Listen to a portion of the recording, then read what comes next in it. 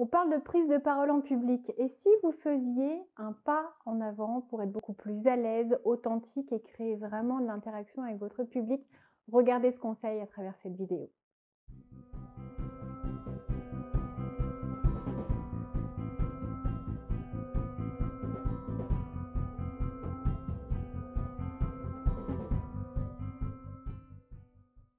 Bonjour, c'est Valérie Sauvage du site challengeyourself.fr. J'accompagne des hommes et des femmes qui ont envie de reprendre leur vie en main, d'aller enfin vers des objectifs qui font sens pour eux tout en se libérant des freins, des peurs, de toutes ces limites qui pour l'instant ne vous permettent pas d'accéder à l'existence qui pourtant vous tend les bras et celle qui saura vraiment vous réjouir au quotidien.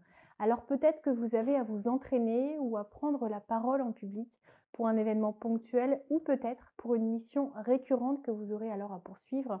Je vais vous donner aujourd'hui une clé très importante parce que souvent la peur du regard de l'autre, la peur d'être critiqué, de ne pas être à la hauteur ou même parfois de ne pas être aussi bon dans la réalité qu'en entraînement nous fait oublier que nous sommes là sur scène en face de personnes qui existent, qui ne sont pas simplement des menaces face à nous, qui ne sont pas là pour nous envoyer des tomates ou nous torpiller de critiques, mais qui sont là ou pour apprendre quelque chose ou pour découvrir, ou parce que vous êtes le porte-parole d'un message qu'ils attendent avec impatience. En tout cas, sachez que quel que soit l'objet de la prise de parole en public, peut-être de la présentation même à un concours, à un entretien d'embauche ou d'un oral, ou même d'une réunion importante, quel que soit l'objectif, il est important de ne pas vous cacher derrière des lignes, un discours, des mots appris par cœur. Parce que vous allez vous mettre beaucoup plus de bâtons dans les roues que vous n'allez vous faciliter la démarche. C'est-à-dire qu'on a l'impression qu'en apprenant par cœur, on tire sur un filet de sécurité qui nous protège de la chute. Sauf que là, vous vous obligez, en plus du regard de l'autre, de la manière dont vous allez vous tenir, de la gestion de votre souffle, de votre stress, vous obligez à mémoriser et à retransmettre ce que vous avez prévu de dire. Donc vous ajoutez une difficulté supplémentaire. Essayez vraiment d'appliquer le conseil que je vais vous donner aujourd'hui. Attachez-vous simplement aux grandes lignes.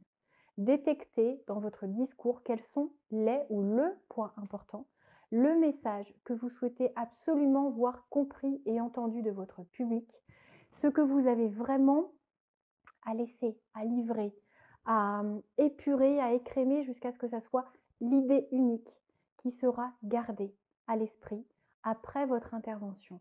Essayez de ne pas vous encombrer avec des mots de liaison, avec des phrases toutes conçues, comme si vous étiez encore en train de répéter au sein de votre chambre ou de votre bureau. C'est important de savoir habiter l'instant présent, de savoir interagir aussi, de savoir quels sont les ressentis et les attentes de votre public pour parfois carrément occulter un passage que vous pensiez pourtant présenter, mais parce que vous sentez qu'il y a une attente ailleurs et que vous avez un exemple qui illustrera nettement mieux vos propos que ce que vous pensiez vraiment livrer. Essayez d'être naturel, d'être dans l'instant, pour être prêt à affronter les différents cas de figure au besoin, mais en tout cas, restez libre des mots que vous allez choisir, des phrases que vous allez prononcer, du vocabulaire et d'ailleurs du niveau de vocabulaire que vous allez choisir d'utiliser en fonction de votre public, en fonction aussi du niveau de connaissance du sujet qu'auront les personnes face à vous. Si vous êtes un expert de votre domaine, il faut que vous rendiez accessibles vos propos. Si vous restez dans un jargon compris par vos pairs, mais nullement par les personnes présentes ici, vous allez en perdre plus de la moitié, voire 95%. Alors essayez vraiment d'alléger votre esprit, de vous dire que vous savez quel est le message, vous allez vous entraîner, bien le préparer, bien répéter. Si ça vous rassure de livrer des phrases comme ça que vous maîtrisez, qui viennent même toutes seules, tant mieux. Mais dès que ça encombre votre charge émotionnelle, votre charge mentale, vous vous libérez. Vous savez ce que vous avez à dire, vous vous entraînez même chez vous ou même au bureau à le dire le plus naturellement possible sans que ce soit du par cœur et vous verrez que tout se passera nettement mieux.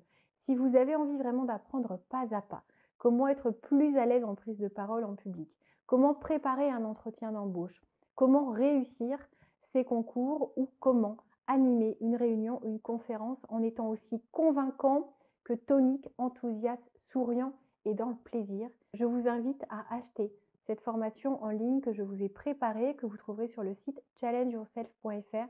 Vous aurez pas à pas tout ce qui vous aidera à grandir, à gagner en aisance, vous connaîtrez les erreurs à ne pas commettre, les exercices qui font progresser et ce, quel que soit votre niveau.